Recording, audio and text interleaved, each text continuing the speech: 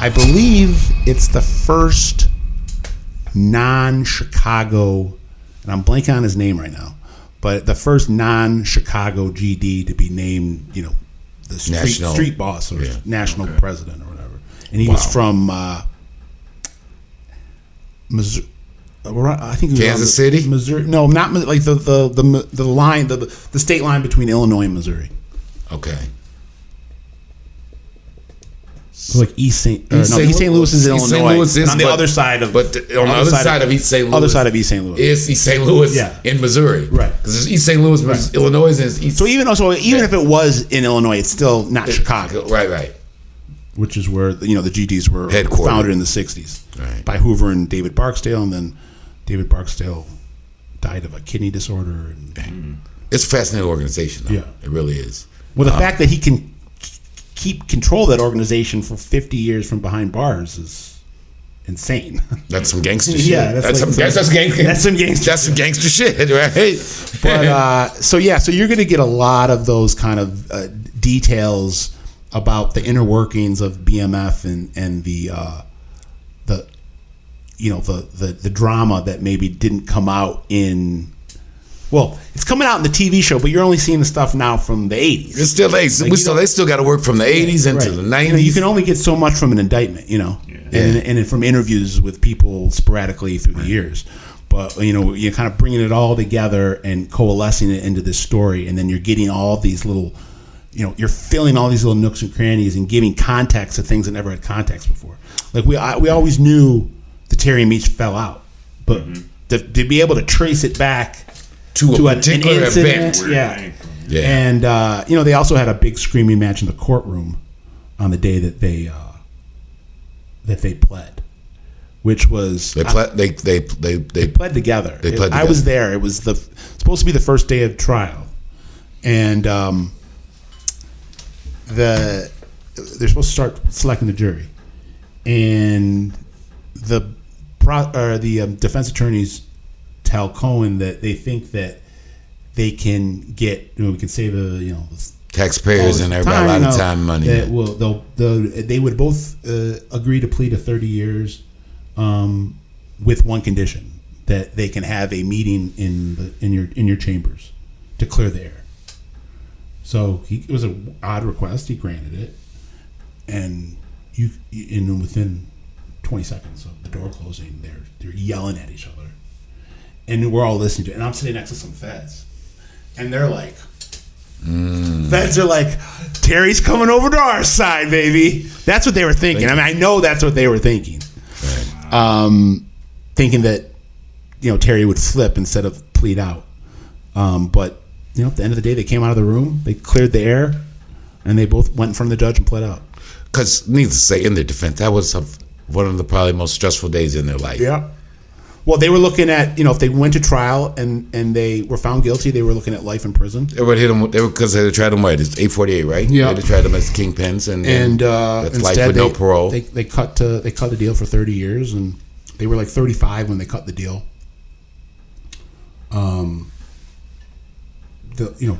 They were 35 when they cut the deal. So you plead out to 30. You're thinking to yourself, they'll both be home in their 50s. I could get when it's all said and done. The worst case scenario, I'll do 20. Yeah. So Terry did 15. Came out at 50. Right. Meech is 52 right now. Just got resentenced, right? Got resentenced. So right now his out date's 28. So he'd come out at 59. And he'll probably get a little bit out of there because halfway house and all the other things. But at the rate this BMF brand is going now, keeping them locked up may be counterproductive to the authorities. Right. And giving Demetrius credit where credit's due, he's saying all the right things. Him and his inner circle are, and in fact, I should say both him and Terry are saying the same thing, even if they're not saying it in lockstep, and that is they want to rebrand. Yeah, they want to take the BMF, the built-in brand recognition, and and we've heard this before, and it's not novel, but and flip the script and turn it into a community empowerment. And I've heard also people talk about Demetrius people talking about like a luxury lifestyle brand. That's where I mean, just as a business guy, obviously, you know. I know Meech's guy. We'll talk because I know you can talk to him. I mean, we put together some money, a couple different things, but the night. I mean, I know he's got plans for I don't want to be speaking out of school, but I know he's got plans for like a champagne. He's talking about all the categories along lifestyle, influencer monetization type of thing. Well, just look at Terry. Just look at what Terry's doing right now. That's huge. I think that's laid out for those guys. You know, Terry's already doing it. I mean, Terry's got his own weed brand, and you go to the dispensaries.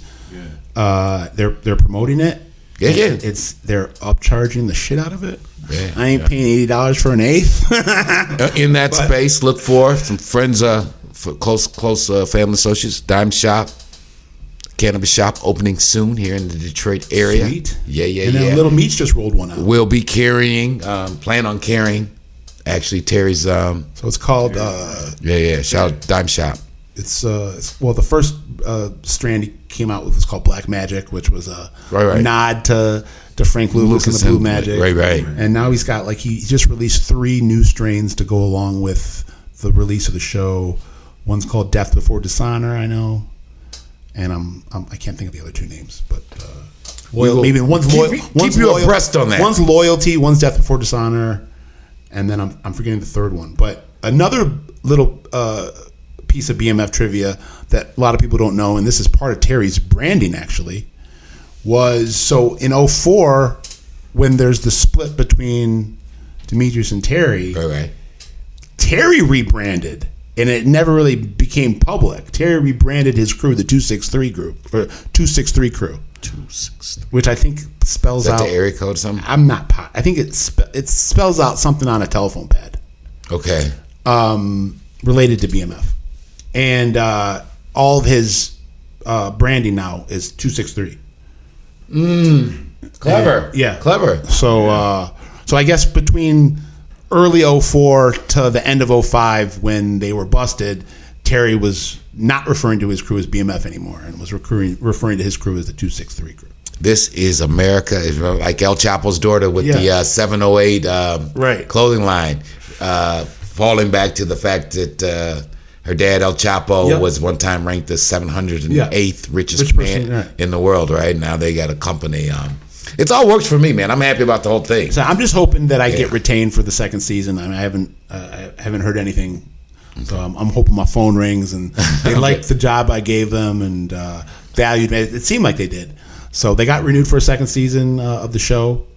Ratings were good, right? Ratings were off the chart. So I would think you're coming back. You don't want to break up a winning team. But again, my contract was only for this first season and then the docuseries.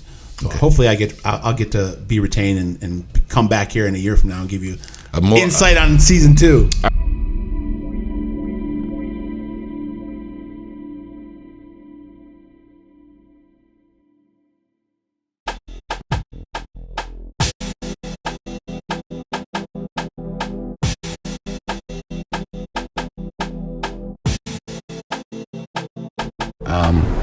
It was just time to really tell a great untold Detroit story because it kind of covers Detroit at its zenith. Very interesting story. We decided that we were going to make a movie. All right, Rich Rossi with you with Motown Mafia.